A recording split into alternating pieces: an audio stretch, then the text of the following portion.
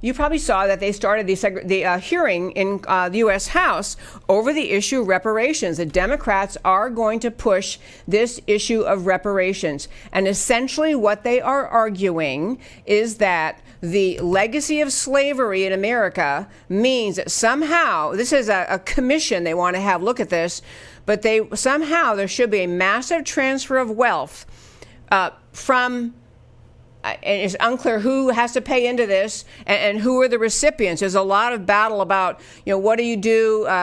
All sorts of, I won't even go through all the hypotheticals, but it's an absurd a concoction to start with. Slavery ended in America in 1865. We've had you had the civil rights movement. We've been 50 years past that. And we still have people who are basically arguing in Washington that there must be reparations paid by white Americans to black Americans, or some subset of white Americans or black Americans. And so this is now a hearing, and there was the most tremendous testimony, and that's what I want to turn to next. Tremendous testimony in Congress in this reparations hearing at the U.S. House. So Burgess Owens, a retired NFL safety, a Super Bowl champion, testified, and I want to just ask Matt, my wonderful producer, to play the comments that Burgess Owens made. They should be required listening for every student in America. But here you go. Here comes Burgess Owens. Thank you so much for this opportunity. I'm going to take a different tack from beginning. We are at this point, this is not about black and white, rich and poor, blue collar, white collar. We're fighting for the heart and soul of our nation. We have a very, very special country that started with the Judeo-Christian values that allowed every single generation to become better than the last. And that has not ended, that has not stopped until now.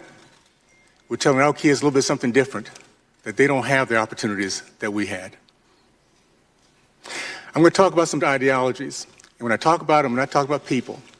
People change. I used to be a Democrat until I did my history and found out the misery that party brought to my race. So when I talk about these ideologies don't change, people do. We are fighting for the heart and soul of our nation against socialism, Marxism, and the evil that it has brought to us in the stealing of our history. Karl Marx said it best, the father of socialism, an atheist, anti-Semite, and a blatant racist. Yet we teach his philosophy in our school systems today. He said it, the first battleground is rewriting of our history.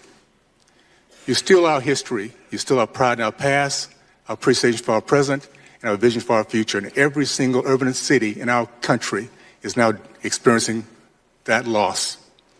The 40s, 50s, and 60s, it was the black community that led our country in the growth of the middle class, led our country in terms of men committed to marriage, over 70%, now it's 30%.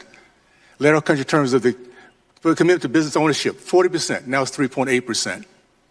Men matriculated from college. We now have a higher percentage of men incarcerated in college. It is, by the way, my degree was biology. And I learned a long time ago that slavery is not a gene in the DNA helix. It's our actions, it's our attitude, it's our belief. I do not believe in reparation, because what reparation does, it points to a certain race, a certain color, and it points them as evil, and points the other race, my race, as one that is not only becomes racist, but also beggars. I do believe in restitution. Let's point to the party that was part of slavery, KKK, Jim Crow, that has killed over 40% of our black babies, 20 million of them. State of California, 75% of our black boys cannot pass standard reading and writing tests, a democratic state. How about a Democratic Party pay for all the misery brought to my race? And those, after we learn our history, decide to stay there, they should pay also. They're complicit. And every white American, Republican or Democrat, that feels guilty because of your white skin, you should need to pony up also. That way we can get past this reparation and recognize that this country has given us greatness. We have become successful in this country like no other because of this great opportunity to live the American dream. Let's not steal that from our kids by telling them they can't do it. Thank you. God bless that man. That guy just sat in the U.S. Congress, Democrat-controlled, who are launching the reparations mission, and this is like reading them the riot act. This was stellar, beautiful, brilliant, and I think that it bears. We all should be inspired to think about many of the points he was making. The Democrat Party is trying to tell Black Americans, your place in America is as a victim, as a beggar. That's what reparations are telling Black Americans. We don't believe in you. We don't believe in your capacity to succeed, to thrive, to dream, to achieve. That your only path forward is to be a beggar, to agree to be a victim, and to force other people who've never done anything to you to hand you money. And I had to cut out his actually, I encourage you to listen to his entire remarks. I had to cut it out so I had enough time to talk about it a little on the show, but they were just stellar remarks. He talked about his own family, his dad being strong, and the teaching that came in his family. He talked about, and the statistics he had, all the statistics about his left-wing policies embraced by the Democrat Party, and they are Marxist policies. The left-wing policies have destroyed the Black family. They've destroyed the entrepreneurial spirit in the Black community. The numbers he had about once, and he's obviously talking about before the Great Society came along, before the Democrat Party worked so hard to create dependency in Washington. While the Democrat Party works so hard to tell people, because of the color of your skin, you're a victim and you can't move forward and you're trapped, and the only solution is to turn and vote for us, and we're going to give you something, give you stuff for free.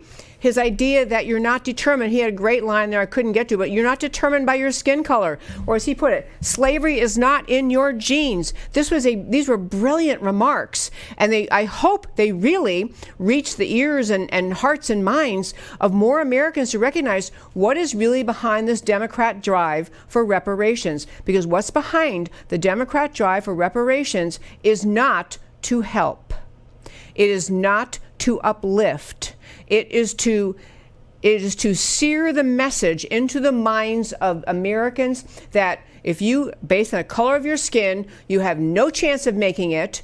Society is filled with racists who won't accept you, who won't allow you to achieve, and your only place in our society is to be a victim, to be a beggar, to use the word that Burgess Owens used. I mean, I'm just thrilled with his statement, thrilled he had the bravery to make it, and thrilled to have really the kind of a pulling back of the curtain behind the motive of the Democrat Party. The Democrat Party that was the party supporting slavery in the South, was the party supporting Jim Crow, was the party supporting segregation in the South, was the party that we talked about a little bit earlier today with Vice President Joe Biden talked about the Democrat senators who were just monumentally evil segregationists. That's the Democrat Party. His point is, if anyone has destroyed the Black community in this country, it's the Democrat Party.